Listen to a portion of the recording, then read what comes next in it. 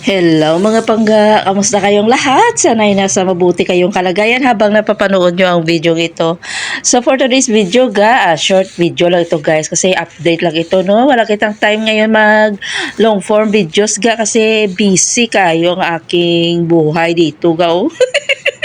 Ramadan is real. Ganito pag Ramadan kada hapon, magluluto kami kay para sa kanilang futur. O diba? Sang katutak na huhugasin. So while kumakain na sila guys, kasi that time is kumakain na sila alas 6, ako ay naghihigop dito ng aking shorbaga kasi ang aking hugasin isang katutak, isang katerba. Meron pa yan sa sahiga na mga frying pan na may mga mantika.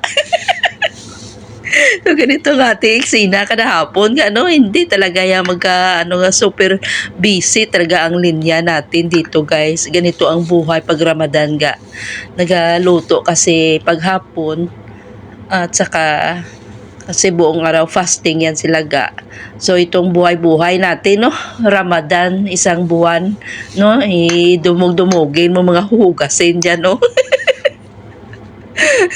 So, tamang kain lang tayo dito ng shorbaga kasi maghuhugas pa tayo ng sangkaterba dito Ganito ang amo ko guys, ang amo ko ang nagluluto dito Ako nag-assist man ako at saka magluto-luto din ako ng kanyang mga ibang ginapaprito, yun lang. Pero sa pagkain, hands-on talaga yun ang amo ko ang maggawa ng ng niluluto ng mga ulam. Siya talaga yan nagaluto So dito guys nagigop-igop ako dito ng shorbaga kasi ay isang katerba na dudumugi ng mga hulugasan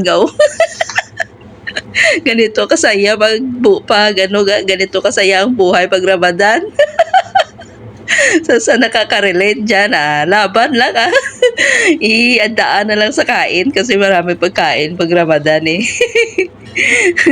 So maglaban-laban lang dito So okay lang na siya guys ay isang buwan lang man ito guys, hindi man ito araw-araw, hindi man ito all the time, isang buwan lang man ito. So ganito guys konting update lang ito kasi wala akong time mag-edit ng long form video. So salamat sa panonood guys kasi magdudumog pa ako sa akin mga hugasin dito meron pa yan sa sahig. Laban lang Salamat sa pagpanood and please don't skip our ads. And ingat tayo, enjoy sa ating mga ginagawa guys Dapat nating enjoyin ito kasi masaya ito.